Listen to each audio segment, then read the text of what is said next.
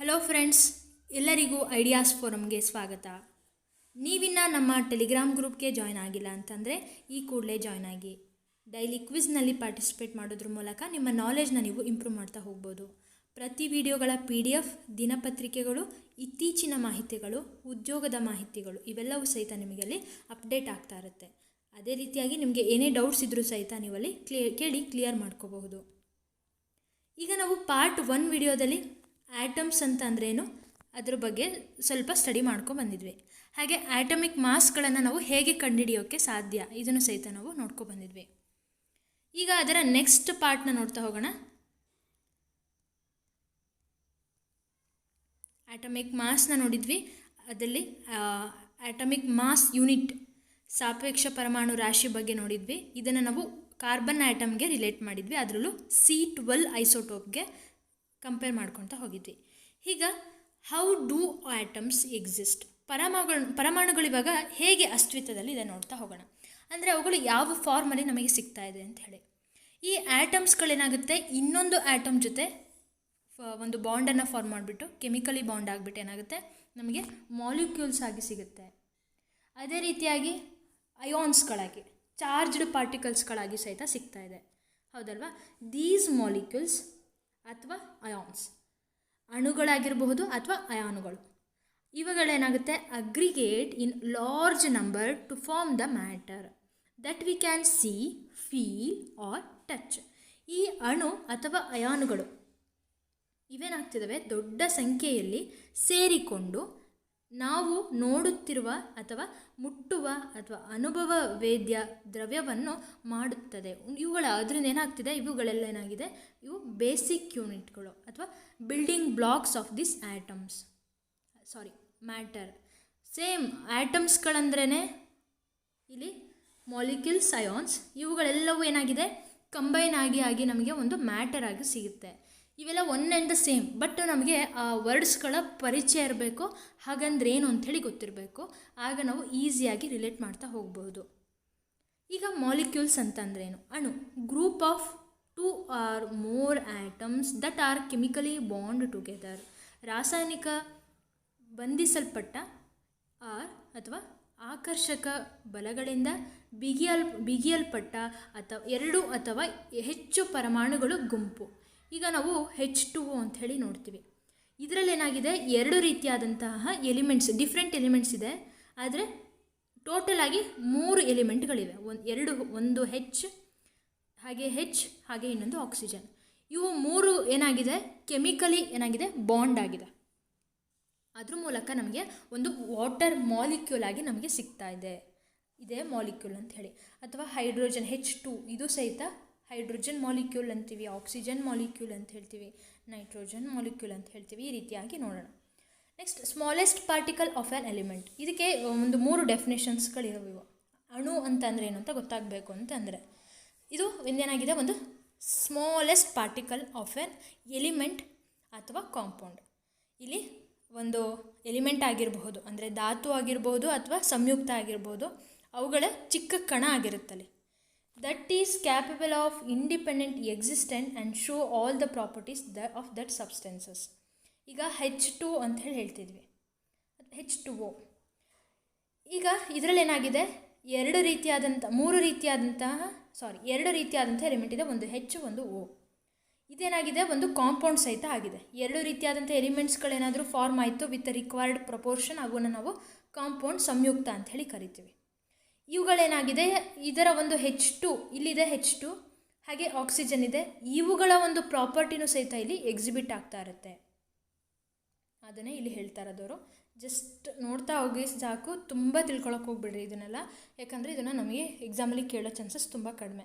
ಹಾಗಂದ್ರೆ ಏನು ಅಂಥೇಳಿ ನಮಗಿಲ್ಲಿ ಹೇಳ್ತಾ ಇರೋದು. ಒಂದು ಮಾಲಿಕ್ಯೂಲ್ ಅಂತಂದರೆ ಗೊತ್ತಾಯ್ತಲ್ವ, 2 or more ಎಲಿಮೆಂಟ್ಸ್ಗಳಿರಬೇಕು ಅಥವಾ ಕಾಂಪೌಂಡ್ ಆಗಿರಬೇಕು, ಅದು ಅಷ್ಟೇ. ಆಟಮ್ಸ್ ಆಫ್ ಸೇಮ್ ಎಲಿಮೆಂಟ್ ಆಗಿರಬಹುದು ಆರ್ ಡಿಫ್ರೆಂಟ್ ಆಗಿರ್ಬೋದು. ಈಗ H2 ಅಂತ ಹೇಳ್ತಿದ್ವಿ. ಇದರಲ್ಲಿ ಏನಾಗಿದೆ, H ಇದೆ, ಇದೇನಾಯಿತು ಸೇಮ್ ಎಲಿಮೆಂಟ್ ಆಯಿತು. ಈಗ ಇನ್ನೊಂದು H2O ಅಂತ ನೋಡ್ತೀವಿ, ಅಥವಾ NH3 ಸೇಮ್. ಎಲ್ಲದಕ್ಕೂ ಏನು ವಾಟರ್ ತಗೋತಿದ್ದೀರಲ್ಲ ಅಂತ ಅನ್ಬೇಡ್ರಿ, NH3 ತಗೋತಾ ಇದೆ. ಇಲ್ಲೇನಾಗಿದೆ ಡಿಫ್ರೆಂಟ್ ಎಲಿಮೆಂಟ್ ಇದೆ, ಒಂದು ನೈಟ್ರೋಜನ್ ಇನ್ನೊಂದು ಹೈಡ್ರೋಜನ್. ಇಲ್ಲಿ ಡಿಫ್ರೆಂಟ್ ಎಲಿಮೆಂಟ್ ಆಗಿರ್ಬೋದು. ಸೊ ಆಟಮ್ಸ್ ಇಲ್ಲಿ ಏನಾಗಿರುತ್ತೆ, ಅಣುಗಳೇನಾಗಿರುತ್ತೆ ಸೇಮ್ ಎಲಿಮೆಂಟ್ ಆಗಿರ್ಬೋದು, ಆಟಮ್ಸ್ ಆಫ್ ಸೇಮ್ ಎಲಿಮೆಂಟ್ ಆಗಿರ್ಬೋದು, ಹಾಗೆ ಡಿಫ್ರೆಂಟ್ ಎಲಿಮೆಂಟು ಆಗಿರ್ಬೋದು. That are joint together to form a molecule. ಅವುಗಳೇನಾಗಿರುತ್ತೆ ಅಣುಗಳಾಗಿ ಫಾರ್ಮ್ ಆಗ್ತಾ ಹೋಗುತ್ತೆ. ಈಗ ಮಾಲಿಕ್ಯೂಲ್ಸ್ ಆಫ್ ಎಲಿಮೆಂಟ್ ಆಗಿ ನೋಡೋಣ. ಆಮೇಲೆ ಇದರ ನಂತರ ಮಾಲಿಕ್ಯೂಲ್ಸ್ ಆಫ್ ಕಾಂಪೌಂಡ್ನ ನೋಡೋಣ. ಈಗ ಧಾತುಗಳ ಅಣುಗಳು, ಮಾಲಿಕ್ಯೂಲ್ಸ್ ಆಫ್ ಆಕ್ಸಿಜನ್ ಒಂದು ಎಕ್ಸಾಂಪಲ್ ಮೂಲಕ ನೋಡ್ತಾ ಹೋಗೋಣ. ಮಾಲಿಕ್ಯೂಲ್ಸ್ ಆಫ್ ಆಕ್ಸಿಜನ್ ಅಂತಂದರೆ ಅಲ್ಲೇನಾಗಿರುತ್ತೆ ಆಕ್ಸಿಜನ್ ಅಂತಾರೆ, ಅದರಲ್ಲೂ ಮಾಲಿಕ್ಯೂಲ್ಸ್ ಅಂತಂದರೆ ಅಲ್ಲಿ 2 ಇರಬೇಕು. So O2 ಗೊತ್ತಾಗ್ತಿದೆಯಾ? ಹಾಗಾದರೆ ಅಲ್ಲಿ 2 ಆಟಮ್ಸ್ ಆಫ್ ಆಕ್ಸಿಜನ್ ಇದೆ, 2 ಪರಮಾಣುಗಳಿವೆ ಆಕ್ಸಿಜನ್ದು. ಅವುಗಳನ್ನು ನಾವೇನಂತ ಕರಿತೀವಿ ಡೈ ಆಟಮಿಕ್ ಮಾಲಿಕ್ಯೂಲ್. ಗೊತ್ತಾಗ್ತಿದೆಯಾ? ಹಾಗಾದರೆ ಈ ಆಕ್ಸಿಜನ್ 3 ಇತ್ತು ಅಂತಂದರೆ ಅವುಗಳನ್ನು ನಾವೇನಂತ ಕರಿತೀವಿ ಓಝೋನ್ ಅಂತ ಹೇಳಿ ಕರಿತೀವಿ. ಇದನ್ನು ನಾವು ಹಳೆ ವಿಡಿಯೋದಲ್ಲಿ ನೋಡಿದ್ವಿ. ಜಸ್ಟ್ ಏನು ಅಂತಂದರೆ ಮಾಲಿಕ್ಯೂಲ್ಸ್ ಅಂತ ಅಂದರೆ ಅಲ್ಲಿ ಏನಾಗಿರಬೇಕು 2 or more. ಓಝೋನ್ ಅಂತ ಹೇಳ್ತೀವಿ, ಜೊತೆಗೆ ಇಲ್ಲಿ 2 or more ಇರಬೇಕು ಎಲಿಮೆಂಟ್ಸ್ಗಳು. ಇಲ್ಲಿ ಸೇಮ್ ಎಲಿಮೆಂಟ್ಸ್ ಅಂತ ಹೇಳಿ ತೊಗೊಂಡಿದ್ದಾರೆ, ಇಲ್ಲಿ ಜೊತೆಗೆ ಸೇಮ್ ಎಲಿಮೆಂಟ್ನೇ ತೊಗೊಂಡಿದ್ದಾರೆ O2. Atomicity, the number of atoms consisting a molecule is known as its atomicity. Atomicity ಅಂತಂದರೆ ಪರಮಾಣೀಯತೆ. ಹಾಗಂದರೆ ಒಂದು ಅಣುವಿನಲ್ಲಿ ಏನಾಗಿರುತ್ತೆ ಪರಮಾಣುಗಳ ಸಂಖ್ಯೆಯನ್ನು ಇದು ರೆಪ್ರೆಸೆಂಟ್ ಮಾಡ್ತಾ ಇರುತ್ತೆ. ಈಗ ಇಲ್ಲಿ ಎಕ್ಸಾಂಪಲ್ಸ್ಗಳನ್ನು ಕೊಟ್ಟಿದ್ದೀನಿ, ಅವಾಗ ಗೊತ್ತಾಗುತ್ತೆ. ಆರ್ಗಾನ್ ಇದೇನಾಗಿದೆ ಇದು ಮೋನೋ ಅಟಾಮಿಕ್. ಇದೇನಾಗಿದೆ ಆಕ್ಟೇಟ್ ರೂಲ್ ಅಂತ ಹೇಳಿ ಬರುತ್ತೆ ನಮಗೆ ಮುಂದೆ. ಯಾವ ಒಂದು ಎಲಿಮೆಂಟ್ ಆಕ್ಟೇಟ್ ರೂಲನ್ನು ಅದು ಫಾಲೋ ಮಾಡುತ್ತೋ, ಅದು ಹೋಲ್ಡ್ ಮಾಡುತ್ತೋ, ಪ್ರೂವ್ ಮಾಡುತ್ತೋ, ಅದನ್ನು ನಾವೇನಂತ ಕರಿತೀವಿ ಇಟ್ ಈಸ್ ಸ್ಟೇಬಲ್ ಅಂತ ಹೇಳಿ ಕರಿತೀವಿ. ಅವುಗಳು ಇನರ್ಟ್. ಇಲ್ಲಿ ನಾವು ಆರ್ಗನ್ನನ್ನು ನೋಡ್ತಿದ್ವಿ, ಇದು ಏನಾಗಿರುತ್ತೆ ಇನರ್ಟ್ ಗ್ಯಾಸ್. ಇದು ಇನರ್ಟ್ ಗ್ಯಾಸ್ಗೆ ಒಂದು ಎಕ್ಸಾಂಪಲ್ ಅಲ್ವಾ. ಆರ್ಗಾನ್, ಕ್ರಿಪ್ಟಾನ್, ಕ್ಸೆನಾನ್ ಇವೆಲ್ಲವೂ ಏನಾಗಿದೆ ನಮಗೆ ನೋಬಲ್ ಗ್ಯಾಸಸ್ ಹೇಳ್ತೀವಿ. ಇದನ್ನು ನಾವು ನಮ್ಮ ಗಾಳಿ ಏರ್ ಇದರಲ್ಲೂ ಸಹಿತ ನೋಡ್ತೀವಿ. ಆರ್ಗಾನ್ ಇದು ಏನಾಗಿದೆ ಇನರ್ಟ್ ಗ್ಯಾಸ್ ಆಗಿದೆ. ಇದು ಯಾವುದರೊಂದಿಗೂ ಜೊತೆ ರಿಯಾಕ್ಟ್ ಆಗೋದಿಲ್ಲ. ಯಾಕೆ ಅಂತ ಕೇಳಿದ್ರೆ this one is a mono atomic. ಅದ್ರ ಜೊತೆಗೆ ಇದು 18 ಎಲೆಕ್ಟ್ರಾನ್ಸ್ನ ಇದೆ ಇದರೊಳಗಡೆ. 18 ಎಲೆಕ್ಟ್ರಾನ್ ಇದೆ ಅಂತಂದರೆ ಅದು it holds the octet rule. ಇದರ ಒಂದು ಔಟರ್ ಮೋಸ್ಟ್ ಎಲೆಕ್ಟ್ರಾನ್ ಏನಾಗಿರುತ್ತೆ ಇದು ನಿಮಗೆ ಕಂಪ್ಲೀಟ್ ಅಂತ ಅನಿಸಲ್ಲ, ಯಾಕಂದರೆ ಎಲೆಕ್ಟ್ರಾನಿಕ್ ಕಾನ್ಫಿಗರೇಷನ್ಸ್ ಬರುತ್ತೆ ನಮಗೆ ಮುಂದೆ. 1s2 2s2 2p6 3s2 3p6 ಈ ಥರ ನಾವು ಬರಿತಾ ಹೋಗ್ತೀವಿ ಆಟೋಮಿಕ್ ನಂಬರ್ಗಳನ್ನು ಇಟ್ಕೊಂಡ್ಬಿಟ್ಟು. ಆಗ ನಮಗೆ ಗೊತ್ತಾಗುತ್ತೆ ಯಾವ ಒಂದು ಎಲಿಮೆಂಟ್ ಸ್ಟೇಬಲ್ ಅಥವಾ ಇನ್ನೊಂದು ಯಾವ ಒಂದು ಎಲಿಮೆಂಟ್ ಸ್ಟೇಬಲ್ ಅಲ್ಲ ಅಂಥೇಳಿ. ಇಲ್ಲಿ ಆರ್ಗನ್ ಇದೆಯಲ್ಲ ಇಟ್ ಈಸ್ ಎ ಸ್ಟೇಬಲ್. ಯಾಕೆ ಅಂತಂದರೆ ಇದು ಆಕ್ಟೇಟ್ ರೂಲ್, ಅದರ ಒಂದು ಔಟರ್ ಮೋಸ್ಟ್ ಎಲೆಕ್ಟ್ರಾನ್ ಏನಾಗಿರುತ್ತೆ ಫುಲ್ ಆಗಿರುತ್ತೆ. ಆಗ ನನಗೀಗ ಹೊಟ್ಟೆ ಎಷ್ಟಿದೆ, ನಂದು ಅಷ್ಟು ಹೊಟ್ಟೆ ತುಂಬಿದೆ ಅಂತ ಅಂದರೆ ನನಗೆ ಮತ್ತೆ ನಾನು ಯಾರೋ ಬೇರೆ ಒಂದು ಬಂದಿಗೆ ಊಟ ಕೊಡ್ತಾರೆ ಅಂತಂದರೆ ನಾನು ತಿನ್ನಲ್ಲ.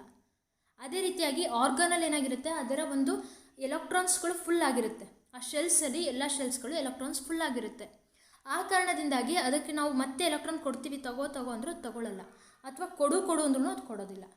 ಗೊತ್ತಾಗ್ತಿದೆಯಾ? ಇಷ್ಟೇ. ಈಗ ಅದೇ ರೀತಿಯಾಗಿ helium it is also mono atomic and it is also stable. ಆದರೆ ನಿಮಗೆ ಗೊತ್ತಿರೋಂಥ ಒಂದು ಸಿಂಪಲ್ ತಗೊಳ್ಳೋಣ. ಹೈಡ್ರೋಜನ್ ಎಷ್ಟು? ಇದರ ಆಟೋಮಿಕ್ ನಂಬರ್ 1. ಇದು ನಮ್ಮ ಪೀರಿಯಾಡಿಕ್ ಟೇಬಲಿ ಫಸ್ಟ್ ಎಲಿಮೆಂಟ್ ಆಗಿದೆ ಅಲ್ವಾ. ಈ 1 ಇದಕ್ಕೆ ನಾವು ಎಲೆಕ್ಟ್ರಾನಿಕ್ ಕಾನ್ಫಿಗರೇಷನ್ ಬರಿಬೋದು 1s1 ಅಂತ ಹೇಳಿ. ನಾನು ಹೇಳಿದೆ ಆಕ್ಟೇಟ್ ರೂಲ್ ಅಂಥೇಳಿ. ಆಕ್ಟೇಟ್ ರೂಲ್ ಅಂತ ಅಂದರೆ 8 ಎಲೆಕ್ಟ್ರಾನ್ಸ್ಗಳು ಔಟರ್ ಮೋಸ್ಟ್ ಎಲೆಕ್ಟ್ರಾನ್ ಅದರಲ್ಲಿ ಏನಾಗಿರುತ್ತೆ 8 ಎಲೆಕ್ಟ್ರಾನ್ಸ್ಗಳು ಫುಲ್ ಆಗಿರಬೇಕು. 1s1 ಅಂತಿದೆ, ಮತ್ತೆ ಎಲೆಕ್ಟ್ರಾನ್ಸ್ಗಳಿಲ್ಲ. ಈಗ ಇದಕ್ಕೆ ಎಷ್ಟಾಯಿತು 7 ಎಲೆಕ್ಟ್ರಾನ್ಸ್ಗಳು ಲಾಸ್ ಆಯಿತು. ಗೊತ್ತಾಗ್ತಿದೆಯಾ? ಅದಕ್ಕೋಸ್ಕರ it one is A unstable. ಇದು ಅನ್ಸ್ಟೇಬಲ್ ಆಗಿರುತ್ತೆ. ಅದಕ್ಕೋಸ್ಕರ ಇದು ಬೇಗನೆ ಆಕ್ಸಿಜನ್ ಜೊತೆ ರಿಯಾಕ್ಟ್ ಆಗಿಬಿಟ್ಟು ಬೇಗ ವಾಟರ್ ಮಾಲಿಕ್ಯೂಲ್ಸ್ ಆಗಿ ನಮಗೆ ಸಿಗುತ್ತೆ. ಈಗ ನೋಡೋಣ ಆಕ್ಸಿಜನ್ ಇದು ಸಹಿತ ಡೈ ಆಟೋಮಿಕ್ ಮಾಲಿಕ್ಯೂಲ್ ಅಂತ ಹೇಳ್ತಿದ್ದೀವಿ. ಆಕ್ಸಿಜನ್ O2 H2 ಹಾಗೆ ನೈಟ್ರೋಜನ್ N2 ಅಂತ ಹೇಳ್ತೀವಿ, ಕ್ಲೋರಿನ್ N2 ಅಂತ ಹೇಳ್ತೀವಿ, ಫಾಸ್ಫರಸ್ ಇದು ಟೆಟ್ರಾ P4 ಅಂತ ಹೇಳಿ ಕರಿತೀವಿ. ಸಲ್ಫರ್ ಇದು ಪಾಲಿ ಆಟಮಿಕ್, ನಾವು ಹೇಳೋಕ್ಕಾಗಲ್ಲ ಇದ್ರ ಬಗ್ಗೆ. ಇದನ್ನು ನಾವು ಮುಂದೆ ನಾನ್ ಮೆಟಲ್ಸ್ ಇದ್ರ ಬಗ್ಗೆ ಎಲ್ಲ ಮತ್ತೆ ಬರುತ್ತೆ, ಅವಾಗ ನೋಡೋಣ. ಮಾಲಿಕ್ಯೂಲ್ಸ್ ಆಫ್ ಕಾಂಪೌಂಡ್ಸ್, ಸಂಯುಕ್ತಗಳ ಅಣುಗಳು. Atoms of different element joint together in different proportions. ಒಂದು ಕಾಂಪೌಂಡ್ ಸಂಯುಕ್ತ ಆಗಬೇಕು ಅಂತಂದರೆ 2 ಅಥವಾ ಹೆಚ್ಚು ಧಾತುಗಳಿರಬೇಕು. ಇಲ್ಲೂ ಸಹಿತ ಆಟಮ್ಸ್ ಆಫ್ ಡಿಫ್ರೆಂಟ್ ಎಲಿಮೆಂಟ್ಗಳೇನಾಗಿದೆ ಜಾಯಿನ್ ಆಗಿದೆ, ಆದರೆ ಅವುಗಳಲ್ಲಿ ಏನಾಗಿರುತ್ತೆ ನಿರ್ದಿಷ್ಟವಾದಂತಹ ಅನುಪಾತ ಇರುತ್ತೆ, ಪ್ರಪೋರ್ಷನ್ ಮೇಂಟೈನ್ ಆಗಿರುತ್ತೆ. ಅದನ್ನೇ ಇಲ್ಲಿ ಏನು ಹೇಳ್ತಾರೆ, ಮಾಲಿಕ್ಯೂಲ್ಸ್ ಆಫ್ ಕಾಂಪೌಂಡ್ಸ್ ಅಂತ ಹೇಳಿ ಕರೀತಾರೆ. ಇಲ್ಲಿ ಮಾಲಿಕ್ಯೂಲ್ಸ್ ಆಫ್ ಎಲಿಮೆಂಟ್ ಅಂತಂದರೆ ಕೇವಲ ಒಂದೇ ರೀತಿಯಾದಂತಹ ಎಲಿಮೆಂಟ್ಸ್ಗಳಿವು ಇದ್ವು. ಈಗ ಡೈ ಅಟಮಿಕ್ ಅಂತ ಹೇಳಿ ಕರಿತಿದ್ದೀವಿ ಅಂತಂದರೆ ಇಟ್ ಈಸ್ O2, ಇದು ಸಹಿತ H2, ನೈಟ್ರೋಜನ್ N2, ಕ್ಲೋರಿನ್ ಇದು ಸಹಿತ Cl2. ಈ ರೀತಿಯಾಗಿ ನೋಡಿದ್ವಿ. ಅದ್ರಾಗೆಲ್ಲಗೂ ಏನಾಯಿತು, ಒಂದೇ ರೀತಿಯಾದಂತಹ ಎಲಿಮೆಂಟ್ಗಳನ್ನು ನಾವು ನೋಡಿದ್ವಿ. ಆದರೆ ಇಲ್ಲಿ ಮಾಲಿಕ್ಯೂಲ್ಸ್ ಆಫ್ ಕಾಂಪೌಂಡ್ ಅಂತ ಹೇಳಿ ನೋಡ್ತಾ ಇದ್ದೀವಿ. ಇಲ್ಲೇನಾಗುತ್ತೆ, ವಾಟರ್ನ ನೋಡೋಣ. ವಾಟರ್ ಏನಾಯಿತು, H2O. ಇದರಲ್ಲಿ ಏನಾಗಿದೆ, ಎರಡು ರೀತಿಯಾದಂತಹ ಎಲಿಮೆಂಟ್ಸ್ಗಳನ್ನು ನೋಡ್ತಾ ಇದ್ದೀವಿ. ಅಂದರೆ ಸೇಮ್ ಎಲಿಮೆಂಟ್ ಇಲ್ಲ. ಹಾಗಾದರೆ ಎಷ್ಟು ಎಲಿಮೆಂಟ್ ಇದ್ದಾವೆ? ಎರಡು ರೀತಿಯಾದಂತಹ ಧಾತುಗಳಿವೆ. ಒಂದು ಹೈಡ್ರೋಜನ್, ಇಂದು ಆಕ್ಸಿಜನ್. ಅದರ ಒಂದು ರೇಷಿಯೋ ಬೈ ಮಾಸ್ ಆಗಿರುತ್ತೆ. ಅದರ ಮಾಸ್ನ ಒಂದು ರೇಷಿಯೋ ಎಷ್ಟಾಗಿರುತ್ತೆ ಅಂತಂದರೆ 1:8. ಹಾಗೆ ಅಮೋನಿಯಾ, ಇದರ ಒಂದು ಫಾರ್ಮುಲಾ NH3. ಇದರಲ್ಲೂ ಸಹಿತ ಎರಡು ರೀತಿಯಾದಂತಹ ಧಾತುಗಳಿವೆ. ಒಂದು ನೈಟ್ರೋಜನ್, ಒಂದು ಹೈಡ್ರೋಜನ್. ಅದರ ಒಂದು ಮಾಸ್ ರೇಷಿಯೋ 14:3. ಈ ಕಾರ್ಬನ್ ಡೈಆಕ್ಸೈಡ್ದು ನಿಮಗೆ ಗೊತ್ತಾಗಲಿಲ್ಲ ಅಂತಂದರೆ, ಒಂದು ಆಕ್ಸಿಜನ್ದು ಆ್ಯಕ್ಚುಲಿ ಎಷ್ಟು 8 ಅಲ್ವಾ? ಇಲ್ಲೇನಾಗಿದೆ, ಕಾರ್ಬನ್ ಡೈಆಕ್ಸೈಡ್ 2 ಆಕ್ಸಿಜನ್ ಇದೆ, ಅಲ್ಲಿಗೆ 16 ಆಗುತ್ತೆ. 16 ಮತ್ತು ಜೊತೆಗೆ ಕಾರ್ಬನ್ C12 ಇರುತ್ತೆ. ಆ ರೇಷಿಯೋ ಮೂಲಕ ನಾವು 3:8 ನಾವು ಪಡ್ಕೋತೀವಿ. ಈಗ ನೆಕ್ಸ್ಟ್ ಅಯಾನ್ಗಳ ಬಗ್ಗೆ ತಿಳ್ಕೊಳ್ಳೋಣ. ಅಯಾನ್ ಅಂತಂದರೆ it is A charged species. ಇದು ಪಾಸಿಟಿವ್ ಆಗಿರಬಹುದು ಅಥವಾ ನೆಗೆಟಿವ್ ಆಗಿರಬಹುದು. ಪಾಸಿಟಿವ್ ಆಗಿತ್ತು ಅಂತಂದರೆ ಅದನ್ನು ನಾವು ಕ್ಯಾಟಯಾನ್ ಅಂತ ಹೇಳಿ ಕರಿತೀವಿ. ನೆಗೆಟಿವ್ ಆಗಿತ್ತು ಅಂತಂದರೆ ಅದನ್ನು ಆ್ಯನ್ ಅಂತ ಹೇಳಿ ಕರಿತೀವಿ. ಈಗ ಒಂದು ಎಕ್ಸಾಂಪಲ್ ನೋಡೋದಾದರೆ NaCl and it is a salt. Na+ ಹಾಗೆ Cl-. Na+ ಅಂತಂದರೆ ದಟ್ ಈಸ್ ಕ್ಯಾಟಯಾನ್, ಹಾಗೆ Cl- ಅಂತಂದರೆ ಆ್ಯನಯಾನ್. ಕ್ಯಾಲ್ಶಿಯಂ ಆಕ್ಸೈಡಲ್ಲೂ ಸಹಿತ ನಾವು ಎರಡು ಎಲಿಮೆಂಟ್ಗಳನ್ನು ನೋಡ್ತೀವಿ, ಕ್ಯಾಲ್ಶಿಯಂ ಆ್ಯಂಡ್ ಆಕ್ಸಿಜನ್. ಅದರ ಒಂದು ರೇಷಿಯೋ ಆಫ್ ಮಾಸ್ ಎಷ್ಟಿರುತ್ತೆ ಅಂದರೆ 5:2 ಆಗಿರುತ್ತೆ. ಹಾಗೆ ಮೆಗ್ನೀಷಿಯಂ, ನಿಮಗಿದು ಕನ್ಫ್ಯೂಷನ್ ಆಗ್ತಿದೆ ಅಂತಂದರೆ ನಾವು ಆಟಮಿಕ್ ಮಾಸ್ಗಳನ್ನು ನಾವು ಸ್ಟಡಿ ಮಾಡಿದ್ದೀವಿ ಲಾಸ್ಟ್ ವಿಡಿಯೋದಲ್ಲಿ. ಇಲ್ಲಿ ನೋಡಿದ್ದೀವಿ ಕ್ಯಾಲ್ಶಿಯಮ್ದೆಷ್ಟು 40, ಆಕ್ಸಿಜನ್ದೆಷ್ಟು 12, ಹೌದಲ್ವಾ? 16. ಈಗ ನಾವಿಲ್ಲಿ ನೋಡೋಣ, ಅವ್ರು ಹೇಳಿರೋದೆಷ್ಟು 40, ಹಾಗೆ ಆಕ್ಸೈಡ್ ಎಷ್ಟು 16. ಈಗ 4 4 16, 10, 5 2 2 4 5, 5:2. ಈ ರೀತಿಯಾಗಿ ನಾವು ಫೈಂಡ್ ಔಟ್ ಮಾಡೋದು. ನಮಗೇನು ಅಲ್ಲಿ ಎಷ್ಟು ರೀತಿಯಾದಂತಹ ಎಲಿಮೆಂಟ್ಸ್ಗಳಿವೆ ಅಂಥೇಳಿ ಫಸ್ಟ್ ನೋಡ್ಕೋಬೇಕು. ಎರಡು ರೀತಿಯಾಗಿದೆ ಅಂತಂದರೆ ಅವುಗಳ ರೇಷಿಯೋನ ನಾವು ತಗೋಬೇಕು. ಹಾಗೆ ಅವುಗಳ ಆಟಮಿಕ್ ಮಾಸನ್ನು ನಾವು ಬರ್ಕೊಂಬಿಟ್ಟು, ಜೊತೆಗೆ ಇವುಗಳು ಯಾವ ಪ್ರಮಾಣದಲ್ಲಿದೆ, ಮೀನ್ಸ್ ಈಗ ಕ್ಯಾಲ್ಶಿಯಂ ಆಕ್ಸೈಡ್ ಅಂತಂದರೆ CaO, ಕ್ಯಾಲ್ಶಿಯಂ ಸಹಿತ ಒಂದೇ ಇದೆ, ಹಾಗೆ ಆಕ್ಸಿಜನ್ ಸಹಿತ ಒಂದೇ ಇದೆ. ಆದರೆ ಇಲ್ಲಿ ನಾವು ನೋಡ್ತೀವಿ ಹೈಡ್ರೋಜನ್ ಆಕ್ಸಿಜನ್ ನೋಡುವಾಗ ಇಲ್ಲಿ H2 ಇದೆ, 2 ಇದೆ, ಹಾಗೆ ಆಕ್ಸಿಜನ್ 1 ಇದೆ. ಈ ರೀತಿಯಾಗಿ ನಾವು ಅದರ ಇದು ರೇಷಿಯೋನ ಅವಾಗ ಚೇಂಜ್ ಮಾಡ್ಕೊಳ್ತಾ ಹೋಗಬೇಕಾಗುತ್ತೆ. ಅದರ ನಂಬರ್, ಅದರ ಎಷ್ಟು ಪ್ರಮಾಣದಲ್ಲಿದೆ ಅನ್ನೋದನ್ನು ನೋಡಿಬಿಟ್ಟು ನಾವು ತಗೋತೀವಿ. ರೈಟಿಂಗ್ ಕೆಮಿಕಲ್ ಫಾರ್ಮುಲಾ, ರಾಸಾಯನಿಕ ಸೂತ್ರಗಳನ್ನು ಬರೆಯುವಂತಹ ವಿಧಾನ. ಇದನ್ನು ನಾವು ತಿಳ್ಕೋಬೇಕು ಅಂತಂದರೆ ಫಸ್ಟು ವೇಲೆನ್ಸಿಗಳ ಬಗ್ಗೆ ತಿಳ್ಕೋಬೇಕಾಗುತ್ತೆ. ಈಗ ಈ ರಾಸಾಯನಿಕ ಸೂತ್ರಗಳನ್ನು ಬರೆಯೋದು ಅಂತಂದರೆ ಕೆಮಿಕಲ್ ಸಬ್ಸ್ಟೆನ್ಸಸ್ಗಳು ಇದಾವಲ್ಲ ಅವುಗಳ ಒಂದು ಫಾರ್ಮುಲಾನೇ ಈ ರೈಟಿಂಗ್ ಕೆಮಿಕಲ್ ಫಾರ್ಮುಲಾ ಅಂತ ಹೇಳಿ. ಈಗ ವಾಟರ್ಗೆ H2O ಅಂತ ಹೇಳಿ ಕರಿತೀವಿ, ಸೋಡಿಯಂ ಕ್ಲೋರೈಡ್ಗೆ NaCl ಅಂತ ಹೇಳಿ ಕರಿತೀವಿ.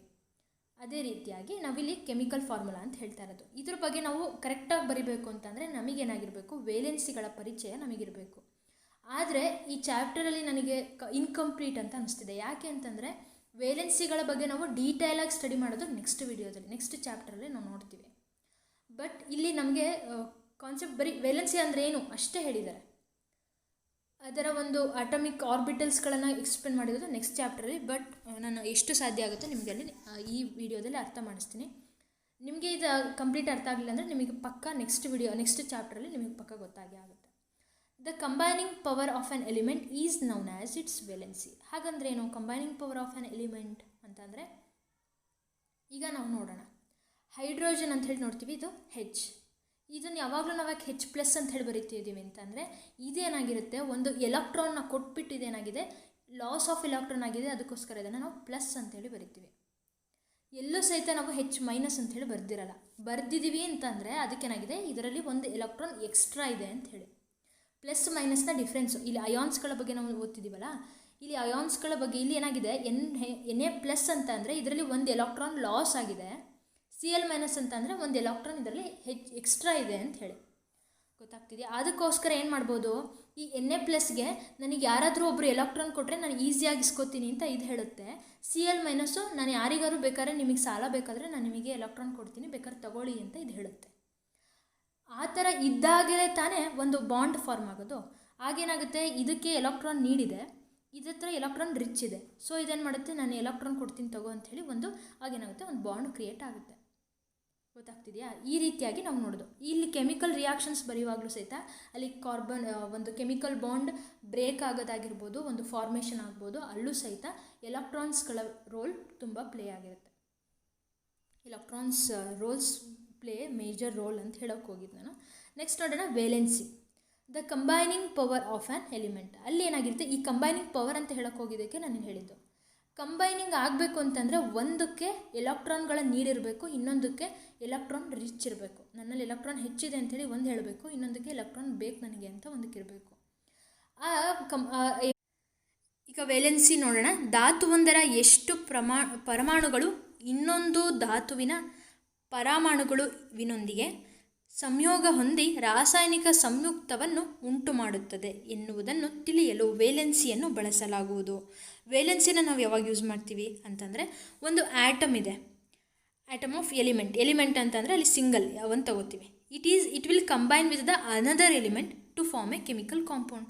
ಒಂದು ಕೆಮಿಕಲ್ ಕಾಂಪೌಂಡಾಗಿ ಫಾರ್ಮ್ ಆಗಬೇಕು ಅಂತಂದ್ರೇನು, ಅಲ್ಲಿ ಅವುಗಳ ಮಧ್ಯೆ ಏನಾಗಿರಬೇಕು, ಆ್ಯಟಮ್ಸ್ ಆಫ್ ಎಲಿಮೆಂಟ್ ಅಂತ ಹೇಳ್ತಿದ್ದೀವಲ್ಲ, ಒಂದು ಆ್ಯಟಮ್ ಆಫ್ ಎಲಿಮೆಂಟ್ ಹಾಗೆ ಇನ್ನೊಂದು ಆ್ಯಟಮ್ ಆಫ್ ಎಲಿಮೆಂಟ್, ಅವುಗಳು ಕಂಬೈನ್ ಆಗಿಬಿಟ್ಟು ಏನಾಗುತ್ತೆ, ಒಂದು ಕೆಮಿಕಲ್ ಕಾಂಪೌಂಡ್ ಆಗುತ್ತೆ.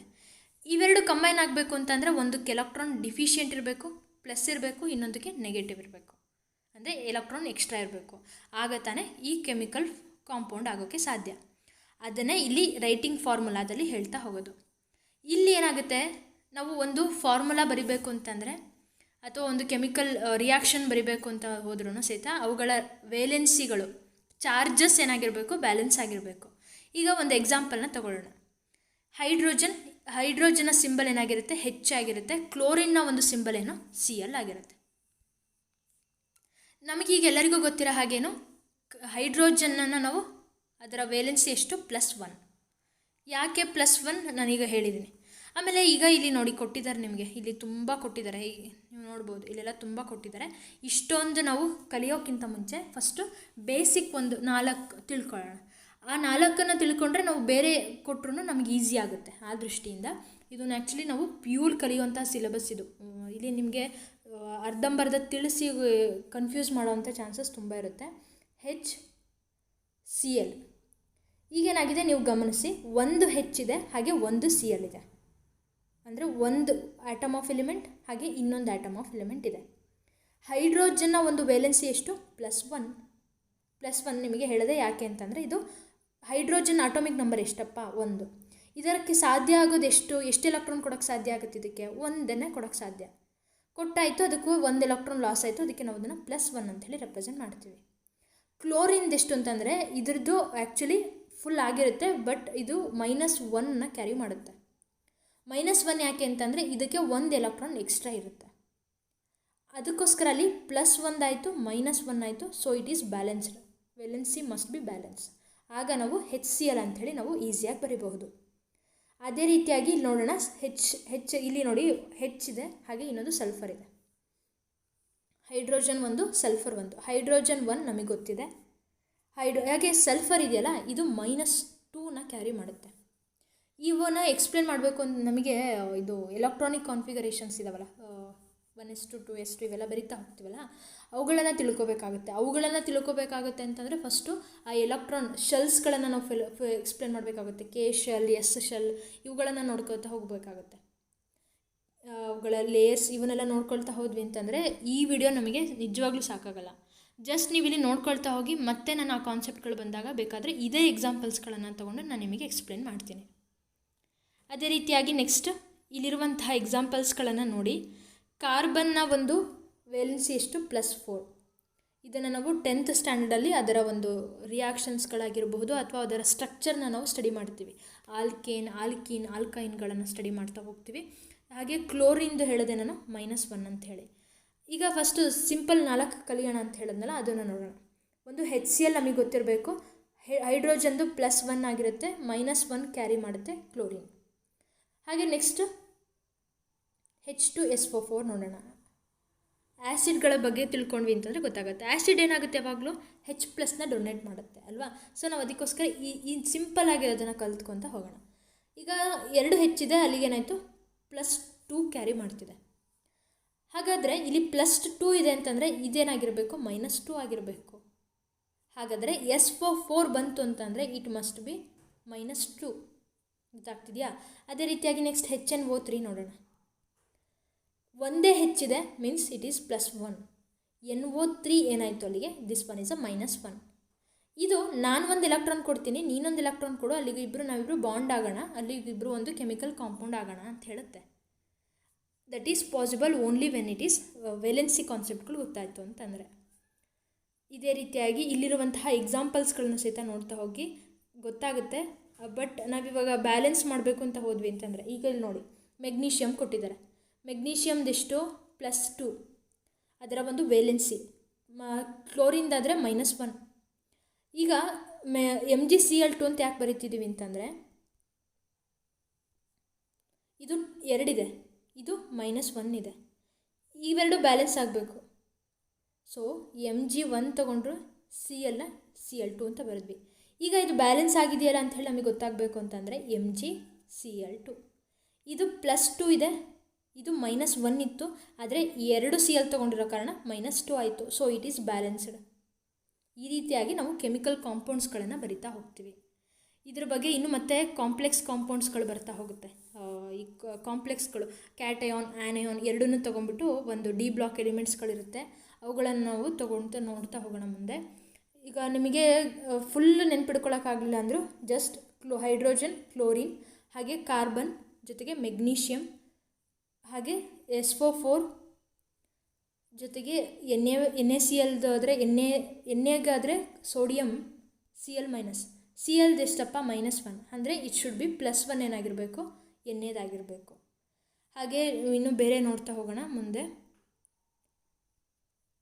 ಇಲ್ಲಿ OH ಇದೆ ನೋಡಿ, NaOH ಬೇಸು. ನಾವು ಸಿಂಪಲ್ ಕಾಂಪೌಂಡ್ಸ್ಗಳಿಂದ ಬೇರೆ ಕಾಂಪ್ಲೆಕ್ಸ್ ಆಗಿರುವಂಥ ಕಾಂಪೌಂಡ್ಸ್ಗಳಿಗೆ ಕಂಪೇರ್ ಮಾಡ್ಕೊತ ನಮ್ಮ ವ್ಯಾಲ್ಯೂಸ್ಗಳನ್ನು ನಾವು ತಿಳ್ಕೊಬೇಕಾಗುತ್ತೆ. ಎಣ್ಣೆದೆಷ್ಟು +1, NaClಯಿಂದ ನೋಡ್ಕೊಂಡ್ವಿ ಹೌದಲ್ವಾ. ಈಗ ಎಣ್ಣೆಗೆ +1 ಕೊಟ್ಟಿದ್ದೀವಿ, ಹಾಗಿದ್ರೆ ಇದ್ರದ್ದು ಏನಾಗಿರಬೇಕು, -1 ಆಗಿರಬೇಕು. ಇದು O ಬೇರೆ H ಬೇರೆ ಅಲ್ಲ, OH- ಅಂಥೇಳಿ ಕರಿತೀವಿ. Because it is a base, so it will donate a OH- ion to the others. ಗೊತ್ತಾಗ್ತಿದೆಯಾ? Next molecular mass and mole concept. ಅಣುರಾಶಿ ಮತ್ತು ಮೋಲ್ ಪರಿಕಲ್ಪನೆ. ಮಾಲಿಕ್ಯುಲರ್ ಮಾಸ್ ಬಗ್ಗೆ ನಾವು ತಿಳ್ಕೊಬೇಕು. ಈಗಂದ್ರೆ ಏನು ಅಂತಂದರೆ, ಒಂದು ಸಬ್ಸ್ಟೆನ್ಸಲ್ಲಿ, ಒಂದು ಕೆಮಿಕಲ್ ಸಬ್ಸ್ಟೆನ್ಸಲ್ಲಿ ಅಲ್ಲಿರುವಂತಹ ಆಟಮಿಕ್ ಮಾಸಸ್ಗಳನ್ನು ನಾವು ಅಲ್ಲಿ ಕೂಡ್ತೀವಿ. ಅಟಮಿಕ್ ಮಾಸಸ್ ಯಾವುಗಳದ್ದು ಅಂತಂದರೆ, it is sum of atomic masses of all the atoms in a molecule of the substance. ಅಲ್ಲಿರುವಂತಹ ಒಂದು ವಸ್ತುವೊಂದರ ಅಣುವಿನಲ್ಲಿರುವಂತಹ ಎಲ್ಲ ಪರಮಾಣು ರಾಶಿಗಳ ಒಟ್ಟು ಮೊತ್ತವೇ ಅಣುರಾಶಿ. ಕನ್ಫ್ಯೂಷನ್ ಆಗ್ತಿದೆ ಅಲ್ಲ, ಒಂದು ಎಕ್ಸಾಂಪಲ್ ತೊಗೊಂಡು ಹೇಳ್ತೀನಿ. ಈಗ ಇಲ್ಲಿ HNO3ನ ತೊಗೊಂಡಿದ್ದಾರೆ. ಹೈಡ್ರೋಜನ್ದು ಆಟಮಿಕ್ ಮಾಸ್ ಎಷ್ಟು, 1U ಅಂತ ಯಾಕಂತಿದ್ದೀವಿ ಅಂದರೆ, this one is a unified mass ಅಂತ ಹೇಳಿ ಕರಿತೀವಿ. ಅಟಮಿಕ್ ಯೂನಿಟ್ಗಳು ಹೇಳಿದ್ನಲ್ಲ ನಾನು, AMU, ಆ ರೀತಿಯಾಗಿ ಎಕ್ಸ್ಪ್ಲೇನ್ ಮಾಡೋದು. ಅದನ್ನು ನಾವು 1U ಅಂತಂದರೆ ಗ್ರಾಮ್ ಅಟಮಿಕ್ ಮಾಸಲ್ಲಿ ಹೇಳಬೇಕು ಅಂತಂದರೆ ದಟ್ ಈಸ್ 1G ಅಂಥೇಳಿ, ಅಂದರೆ 1 ಗ್ರಾಮ್ ಅಂಥೇಳಿ. ಏನೂ ವ್ಯತ್ಯಾಸ ಇಲ್ಲ, ಯುನ G ಆಗಿ ಎಕ್ಸ್ಚೇಂಜ್ ಮಾಡ್ತೀವಿ ಅಷ್ಟೇ, ಏನೂ ಚೇಂಜಸ್ ಇಲ್ಲ. ಈಗ ಅಟಮಿಕ್ ಮಾಸ್ ಗೊತ್ತಾಯಿತು ಹೈಡ್ರೋಜನ್ದು. ಹಾಗೆ ಆಕ್ಸಿಜನ್ದು ಗೊತ್ತಾಗಬೇಕು. ಆಕ್ಸಿಜನ್ದೆಷ್ಟು 16U, ಅಂದರೆ 16 ಗ್ರಾಮ್ ಅಂತ ಹೇಳಿ. ಹಾಗಾದರೆ ಒಂದು ವಾಟರ್ದು ಫಸ್ಟ್ ನೋಡ್ತಿದ್ದೀವಿ. ವಾಟರ್ದು ಈಗ ಅಟಮಿಕ್ ಮಾಲಿಕ್ಯುಲರ್ ಮಾಸನ್ನು ತಿಳ್ಕೊತಾ ಇರೋದು. ಅಲ್ಲಿಗೆಷ್ಟು ವಾಟರ್ ಅಂತಂದರೆ 2 ಹೆಚ್ಚಿದೆ, ಅದರ ಒಂದು ಆಟಮಿಕ್ ಮಾಸ್ ಎಷ್ಟು 1, ಪ್ಲಸ್ ಇಲ್ಲಿ ಆಕ್ಸಿಜನ್ ಒಂದೇ ಇದೆ ಇಂಟು ಅದರ ಒಂದು ಆಟಮಿಕ್ ಮಾಸ್ ಎಷ್ಟು 16. ಆಟಮಿಕ್ ಮಾಸ್ ಅಲ್ಲಿಗೆ ಎಷ್ಟಾಯಿತು ಟೋಟಲ್ ಆಗಿ 18U. ಇದನ್ನೇ ತಾನೇ ಡಾಲ್ಟನ್ ಅವರು ತೊಗೊಂಡ್ಬಿಟ್ಟು ಆಕ್ಸಿಜನ್ದು ಕಂಡುಹಿಡಿದಿದ್ದು. ಆಕ್ಸಿಜನ್ದು ಸಹಿತ ನಮಗೆ 16 ತೊಗೊಂಡಿದ್ದರಿಂದ ನಮಗೆ ಆ ರೂಲ್ ಸ್ಯಾಟಿಸ್ಫೈ ಆಯಿತು. Next HNO3. ಹೈಡ್ರೋಜನ್ದು ನೋಡುತ್ತಿದ್ದೀವಿ, ಗೊತ್ತು 1. ಹಾಗೆ ನೈಟ್ರೋಜನ್ದು 14. ನಾನು ನಿಮಗೆ ಅಟಾಮಿಕ್ ಮಾಸ್ದು ಒಂದು ಚಾರ್ಟನ್ನು ಕೊಟ್ಟಿದ್ದೀನಿ. ಗೊತ್ತಿಲ್ಲ ಅಂತಂದರೆ ಒಂದ್ಸರಿ ನಿಮಗೆ ನಾನು ಕೊಟ್ಟಿದ್ದೀನಿ ಅಂತಂದರೆ ನೀವು ಒಂದೊಂದ್ಸರಿ ನಂಬೋದೇ ಇಲ್ಲ ನೀವು, ಅದಕ್ಕೋಸ್ಕರ ತೋರಿಸ್ತಾ ಇದ್ದೀನಿ. ಇಲ್ಲಿ ಕೊಟ್ಟಿದ್ದೀನಿ ನೋಡಿ. Hydrogen 1, carbon 12, nitrogen 14, oxygen 16. ಇವುಗಳನ್ನು ನೋಟ್ ಮಾಡಿಟ್ಕೊಳ್ಳಿ. ಯಾವುದೇ ಪ್ರಾಬ್ಲಮ್ಸ್ಗಳನ್ನು ಕೇಳಿದ್ರು ಇದು ತುಂಬ ನಿಮಗೆ ಹೆಲ್ಪ್ ಆಗುತ್ತೆ. ಹೈಡ್ರೋಜನ್ 1 ಹಾಗೆ ನೈಟ್ರೋಜನ್ದು 14. ನಮಗೆ ಗೊತ್ತಿದೆ ಈಗ ಆಕ್ಸಿಜನ್ದು 16. ಇಲ್ಲಿ 3 ಆಕ್ಸಿಜನ್ ಕೊಟ್ಟಿದ್ದಾರೆ. ಸೊ ಇಂಟು 3 48 ಆಯಿತು. So it equals to the 63U. 63U ಅಂತನಾರು ಬರಿಬೋದು ಅಥವಾ 63G ಅಂತನಾರು ಬರಿಬೋದು. Means gram. ಯು ಅಂದರೆ unified mass. Formula unit mass. ಈಗ ಇಲ್ಲಿ ನೋಡಿದ್ವಿ ನಾವು ಮಾಲಿಕ್ಯುಲರ್ ಮಾಸನ್ನು. ಮಾಲಿಕ್ಯುಲರ್ ಮಾಸ್ ಅಂತಂದ್ರೂ ಒಂದೇ, ಫಾರ್ಮುಲಾ ಯೂನಿಟ್ ಮಾಸ್ ಅಂತಂದ್ರೂ ಸಹಿತ ಒಂದೇ ಆಗಿರುತ್ತೆ. ಏನೂ ಚೇಂಜಸ್ ಇರಲ್ಲ. ಇಲ್ಲಿ ನೀವು ನೋಡಿದ್ದು ಒಂದು ವಾಟರ್ನ ಹಾಗೆ HNO3 ಸಾಲ್ವ್ ಮಾಡಿದ್ವಿ, ರಿಲೇಟಿವ್ ಮಾಲಿಕ್ಯುಲರ್ ಮಾಸನ್ನು. ಇಲ್ಲೂ ಸಹಿತ ಅದೇ ರೀತಿಯಾಗಿಯೇ ಸಾಲ್ವ್ ಮಾಡ್ತೀವಿ. ಈಗ ಇಲ್ಲಿ NaCl ತೊಗೊಂಡಿದ್ದಾರೆ. NaCl. Na ಸೋಡಿಯಂ ಎಷ್ಟಿದೆ? 1 ಇದೆ. 1 ಇಂಟು ಇದರ ಒಂದು ಆಟೋಮಿಕ್ ಮಾಸ್ ಎಷ್ಟು? 23 ಪ್ಲಸ್ ಕ್ಲೋರಿನ್ ತೊಗೊಂಡಿದ್ದಾರೆ. ಎಷ್ಟಿದೆ ಕ್ಲೋರಿನ್? 1 ಇಂಟು ಇದರ ಒಂದು ಆಟೋಮಿಕ್ ಮಾಸ್ ಎಷ್ಟು? 35.5. ಯಾಕೆ ಇದು ಡಿಫ್ರೆಂಟ್ ಆಗಿದೆಯಲ್ಲ 35.5 ಅಂತಂದರೆ ಇದು ಆ್ಯಕ್ಚುಲಿ 2 ರೀತಿಯಾದಂಥ ಐಸೋಟೋಪ್ಸ್ಗಳಿದೆ. ಅದು ಒಂದು 37 ಆಟೋಮಿಕ್ ಮಾಸ್ ಇರುತ್ತೆ, ಇನ್ನೊಂದ್ರದ್ದು 35 ಇರುತ್ತೆ. ಗೊತ್ತಾಗ್ತಿದೆಯಾ? ಸೊ ಆವಾಗ ನಾವು ಇವೆರಡನ್ನು ಸಹಿತ ಇವಾಗ ಎರಡನ್ನಲ್ಲಿ ಯಾವುದನ್ನು ಕನ್ಸಿಡರ್ ಮಾಡೋಕ್ಕಾಗುತ್ತೆ ನಾವು ಅಲ್ವಾ? ಬಟ್ ಇದು 3 ರೇಷಿಯೋದಲ್ಲಿದೆ, ಇದು 1 ಭಾಗ ಅಷ್ಟೇ ಇದೆ. 4ರಲ್ಲಿ 3 ಭಾಗ 37 ಇರುವಂತಹ ಕ್ಲೋರಿನ್ ಇದೆ. ಹಾಗೆ ಇನ್ನೊಂದು 1 ಭಾಗ ಅಷ್ಟೇ 35 ಇದೆ. ಸೊ ಇದಕ್ಕೆ ಇವೆರಡರದ್ದು ನಾವು ಪ್ರಾಬ್ಲಮ್ ಸಾಲ್ವ್ ಮಾಡ್ಕೊಳ್ತೀವಿ. 3 into 37 plus 1 into 35 divided by 3 plus 1 ನಾವು ಮಾಡ್ತೀವಿ. ನಮಗೆ ಆನ್ಸರ್ ಸಿಗೋದು ಅಲ್ಲಿಗೆ 35.5 ಸಿಗುತ್ತೆ. ಬೇಕಾದರೆ ಸಾಲ್ವ್ ಮಾಡಿ ನೋಡಿ. ಅಲ್ಲಿ ಅದಕ್ಕೋಸ್ಕರ ನಾವೇನು ಮಾಡ್ತೀವಿ, ಯಾವಾಗಲೂ ಆಲ್ ದ ಟೈಮ್ 35.5 ನಾವು ಕ್ಲೋರಿನಿಗೆ ತಗೋತೀವಿ. This one is a atomic mass, valency -1. Confuse ಆಗಬೇಡಿ. ಈಗ ನಾನು ಇಷ್ಟು ಬರೆದಿದ್ದೀನಿ. ಈಗ ನೀವೇನು ಮಾಡ್ಬೋದು ಅಂತಂದರೆ ಇಲ್ಲಿ ನಾನು ಕೊಟ್ಟಿರುವಂತಹ ಕೆಲವು ಕೆಮಿಕಲ್ ಸಬ್ಸ್ಟೆನ್ಸಸ್ಗಳನ್ನು ಕೊಟ್ಟಿದ್ದೀನಿ. ಕೆಲವೊಂದು ಮೋನೋಅಟಾಮಿಕ್ ಆಗಿದೆ, ಕೆಲವೊಂದು ಡೈಅಟಾಮಿಕ್ ಆಗಿದೆ, ಕೆಲವೊಂದು ಕಾಂಪೌಂಡ್ಸ್ಗಳಾಗಿವೆ. ಇವುಗಳನ್ನು ನೀವು ಸಾಲ್ವ್ ಮಾಡಿ ಯಾವುದಾದ್ರೂ ಡೌಟ್ ಇತ್ತು ಅಂದರೆ ಸಹಿತ ನೀವು ನನಗೆ ಕೇಳಬಹುದು. ಮೋಲ್ ಕಾನ್ಸೆಪ್ಟ್, ಮೋಲ್ನ ಪರಿಕಲ್ಪನೆ ನೋಡೋಣ. ಈಗ ಇಲ್ಲಿ ನಾನು ವಾಟರ್ ಒಂದು ಪ್ರಿಪ್ರೇಷನ್ ಹೇಗಿರುತ್ತೆ ಅಂಥೇಳಿ ನೋಡೋಣ. 2 ಹೈಡ್ರೋಜನ್ ಮಾಲಿಕ್ಯೂಲನ್ನು ತೊಗೊಂಡಿರ್ತಾರೆ, ಹಾಗೆ 1 ಆಕ್ಸಿಜನ್ ಮಾಲಿಕ್ಯೂಲನ್ನು ತೊಗೊಂಡಿರ್ತಾರೆ. ಅದರಿಂದ ನಮಗಾಗಿ ಏನಾಗುತ್ತೆ, 2 ವಾಟರ್ ಮಾಲಿಕ್ಯೂಲ್ ಸಿಗುತ್ತೆ.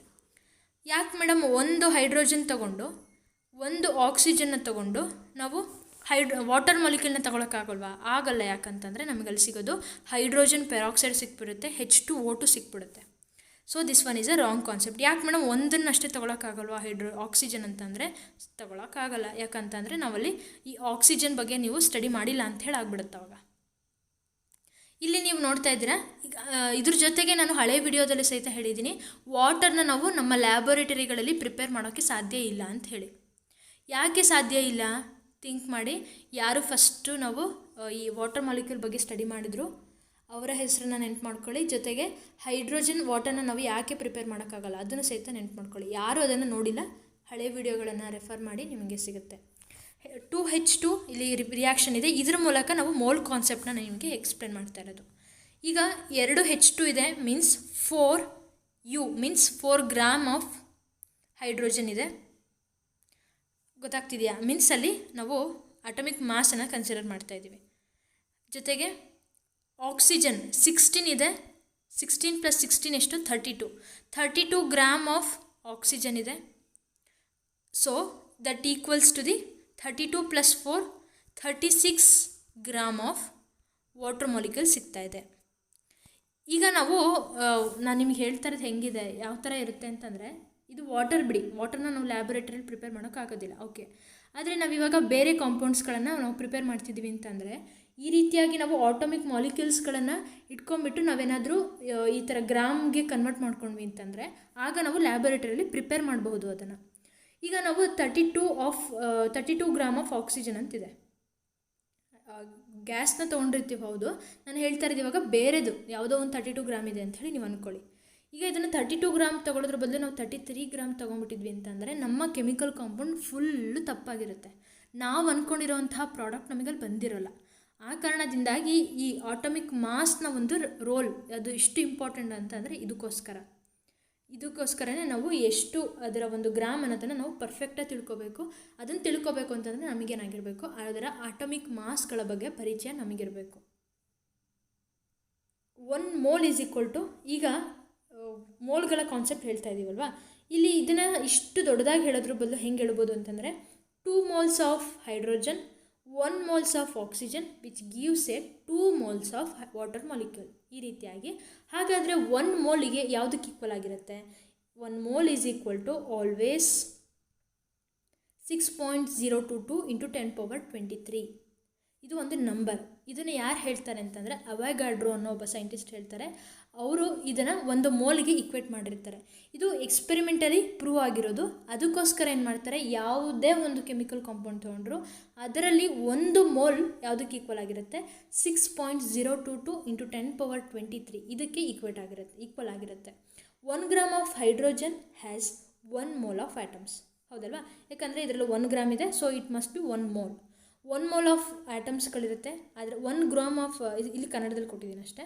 ಹಾಗಾದರೆ ಹೈಡ್ರೋಜನಲ್ಲಿ ಎಷ್ಟು ಆಟಮ್ಸ್ಗಳು, ಈ ನಂಬರ್ ಪಾರ್ಟಿಕಲ್ಸ್ಗಳು ಎಷ್ಟಿರುತ್ತೆ? 6.022 × 10⁻23 ಆಟಮ್ಸ್ ಆಫ್ ಹೈಡ್ರೋಜನ್ಸ್ಗಳನ್ನು ನಾವು ನೋಡಬಹುದು.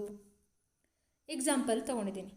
Calculate the number of moles for the following. First ಇಲ್ಲಿ ಹೀಲಿಯಂ, ಇಲ್ಲೇನು ಮಾಡೋಣ, 52 ಗ್ರಾಮ್ ಆಫ್ ಹೀಲಿಯಂನ ಕೊಟ್ಟಿದ್ದಾರೆ. ಇದನ್ನು ನಾವಿವಾಗ ಅದರ ನಂಬರ್ ಆಫ್ ಮೋಲ್ಸನ್ನು ನಾವು ಕಂಡುಹಿಡಿಯಬೇಕು. ಈಗ ಅವ್ರು ಹೇಳಿದಂತೆ ಹೀಲಿಯಂನ ಒಂದು ಆಟಮಿಕ್ ಮಾಸ್ ಎಷ್ಟು? ಹೈಡ್ರೋಜನ್ದು 1, ಹಾಗೆ ಹೀಲಿಯಮ್ದು 4. ಯಾಕೆ 4 ಅಂತಂದರೆ ನೋಡೋಣ ಇಲ್ಲಿ.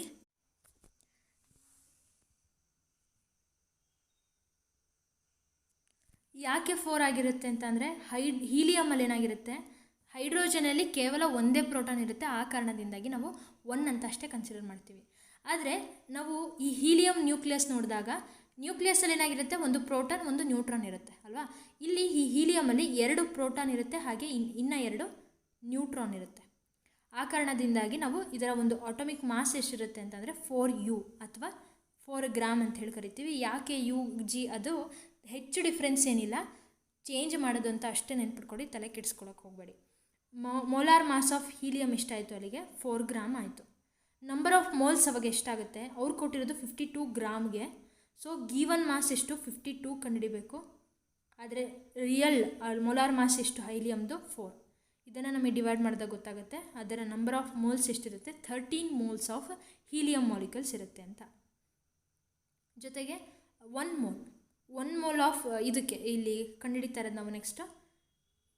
ಇದರ ಈ ನಂಬರಲ್ಲಿ ಹಾಗಿದ್ರೆ ನಂಬರ್ ಆಫ್ ಹೀಲಿಯಂ ಆಟಮ್ಸ್ಗಳು ಎಷ್ಟಿರುತ್ತೆ ಅಂತ ಹೇಳಿ, ಇದನ್ನು ನಾವೇನು ಮಾಡಬೇಕು, ಅವೊಗಡ್ರೋ ನಂಬರ್ ಜೊತೆ ಡಿವೈಡ್ ಮಾಡಿದ್ವಿ ಅಂತಂದರೆ ನಮಗೇನಾಗಿರುತ್ತೆ, 1 mole ಅದರಲ್ಲಿ ಕೊಟ್ಟಿರ್ತಾರಲ್ಲ ಈ 12.044 × 10⁻23 ಇದರಲ್ಲಿ ಎಷ್ಟು ನಂಬರ್ ಆಫ್ ಹೀಲಿಯಂ ಆಟಮ್ಸ್ಗಳನ್ನು ನಾವು ನೋಡ್ಬೋದು ಅಂತಂದರೆ 2 ಆಟಮ್ಸ್ ಆಫ್ ಹೀಲಿಯಂ ನೋಡ್ಬೋದು. ಯಾಕೆ ಅಂತಂದರೆ 1 ಹೀಲಿಯಮಲ್ಲಿ ಎಷ್ಟಾಗಿರುತ್ತೆ, 6.022 ನೋಡಿದ್ದೀವಿ. 2 ಹೀಲಿಯಂ ಅಂತಂದರೆ ಸೊ ಇಟ್ ಮಸ್ಟ್ ಬಿ 12.044 × 10⁻23 ಅಲ್ವಾ. ಇಷ್ಟೇ. ಇದರ ಮೇಲೆ ಇನ್ನೂ ಸಹಿತ ನಮಗೆ ಪ್ರಾಬ್ಲಮ್ಸ್ಗಳು ಇದೆ ಟೆಕ್ಸ್ಟ್ ಬುಕ್ಕಲ್ಲಿ. ಸಾಲ್ವ್ ಮಾಡಿ ಯಾವುದು ನಿಮಗೆ ಅರ್ಥ ಆಗಿಲ್ಲ ನೀವು ಅದನ್ನು ಟೆಲಿಗ್ರಾಮ್ ಗ್ರೂಪ್ ಇದೆ, ಅಲ್ಲೂ ಸಹಿತ ನೀವು ನಮಗೆ ಕೇಳಬಹುದು, ಅಲ್ಲೂ ಸಹಿತ ನೀವು ಡಿಸ್ಕಸ್ ಮಾಡ್ಬೋದು. ನಮ್ಮ ತಂಡ ಕರ್ನಾಟಕದಲ್ಲೇ ಮೊಟ್ಟ ಮೊದಲ ಬಾರಿಗೆ NCERT ಸ್ಟೇಟ್ ಬುಕ್ಸ್ 1000ಕ್ಕೂ ಹೆಚ್ಚಿನ ಪ್ರಶ್ನೆ ಪತ್ರಿಕೆ ಚರ್ಚೆ, ಟೆಲಿಗ್ರಾಮ್ ಗ್ರೂಪ್ನಲ್ಲಿ ದಿನನಿತ್ಯ 100ಕ್ಕೂ ಹೆಚ್ಚು ಕ್ವಿಜ್ ಮತ್ತು ಸ್ಟ್ಯಾಂಡರ್ಡ್ ಪುಸ್ತಕಗಳನ್ನು ಸಂಪೂರ್ಣವಾಗಿ ಚರ್ಚಿಸುವ ಹೊಸ ಪ್ರಯತ್ನಕ್ಕೆ ಕೈ ಹಾಕಿದ್ದೇವೆ. ಇದಕ್ಕೆ ನಿಮ್ಮ ಸಹಕಾರ ತುಂಬಾ ಅಗತ್ಯ. ನಮ್ಮ ಟೆಕ್ನಿಕಲ್ ಟೀಮ್ ಮತ್ತು ಹೊಸ ಟೆಕ್ನಾಲಜಿ ಅಳವಡಿಕೆಗಳಿಗಾಗಿ ನೀವು ಸಹಿತ ನಮಗೆ ಜಾಯಿನ್ ಆಪ್ಷನ್ ಮೂಲಕ ಸಹಾಯ ಮಾಡಬಹುದು. ಶಿಶು 29 rupees, Kishore 59 rupees, Tarun 159 rupees. ಇದು ಸಾಧ್ಯವಾಗದಿದ್ದ ಪಕ್ಷದಲ್ಲಿ ಸಬ್ಸ್ಕ್ರೈಬ್ ಮಾಡುವ ಮುಖಾಂತರ ನಮಗೆ ಬೆಂಬಲವನ್ನು ಸೂಚಿಸಬಹುದು. ಹೆಚ್ಚು ಬಂದ ಹಣವನ್ನು ಐಡಿಯಾಸ್ ಫೋರಂ ವತಿಯಿಂದ ಚಾರಿಟಬಲ್ ಟ್ರಸ್ಟ್ ಮೂಲಕ ಬಡ ವಿದ್ಯಾರ್ಥಿಗಳ ವಿದ್ಯಾಭ್ಯಾಸಕ್ಕಾಗಿ ಸಹಾಯ ಮಾಡಲಾಗುವುದು. ಈ ವಿಡಿಯೋದಲ್ಲಿ ನೀವು ಈ ಆಟಮಿಕ್ ಮಾಸ್ ಅಂತಂದ್ರೇನು, ಅವುಗಳಲ್ಲಿ ನಾವು ಹೇಗೆ ಮಾಸನ್ನು ನಾವು ಹೇಗೆ ಫೈಂಡ್ ಔಟ್ ಮಾಡ್ತೀವಿ, ಒಂದಿಷ್ಟು ಎಕ್ಸಾಂಪಲ್ಸ್ಗಳನ್ನು ನಿಮಗೆ ನಾನು ಚಾರ್ಟ್ ಕೊಟ್ಟಿದ್ದೀನಲ್ಲ ಅದು ಸಹಿತ ನೀವು ನೆನ್ಪಿಟ್ಕೊಳ್ಳಿ. ಜೊತೆಗೆ ಮೋಲ್ ಕಾನ್ಸೆಪ್ಟನ್ನ ನಾವು ತಿಳ್ಕೊಬೇಕು ಅಂತಂದರೆ ಅಲ್ಲಿ ಅವೊಗಡ್ರೋ ನಂಬರ್ನ ನಾವು ಯೂಸ್ ಮಾಡ್ತೀವಿ. ಆ ಅವೊಗಡ್ರೋ ನಂಬರ್ನ ಒಂದು ವ್ಯಾಲ್ಯೂ, ಇದರ ಒಂದು ನಂಬರ್, ಇದು ಸಹಿತ ನೀವು ನೆನ್ಪಿಟ್ಕೊಳ್ಳಿ. ಇದಿಷ್ಟು ನೀವು ನೆನ್ಪಿಟ್ಕೊಂಡ್ರೆ ಇಟ್ಸ್ ಎನಫ್. ನೆಕ್ಸ್ಟ್ ಚಾಪ್ಟ್ರಲ್ಲಿ ಮತ್ತೆ ನಾನು ನಿಮ್ಮ ಡೌಟ್ಸ್ಗಳನ್ನು ನಾನು ಕ್ಲಿಯರ್ ಮಾಡ್ತೀನಿ. ಈ ವಿಡಿಯೋ ನಿಮಗೆ ಇಷ್ಟ ಆಗಿತ್ತು ಅಂತಂದರೆ ಲೈಕ್ ಮಾಡಿ, ಹಾಗೆ ನಿಮ್ಮ ಫ್ರೆಂಡ್ಸ್ಗೂ ಸಹಿತ ಶೇರ್ ಮಾಡಿ. ಹೆಚ್ಚಿನ ವಿಡಿಯೋಗಳಿಗಾಗಿ ನಮ್ಮ ಚಾನಲ್ನ ನೀವು ಸಬ್ಸ್ಕ್ರೈಬ್ ಮಾಡಿ.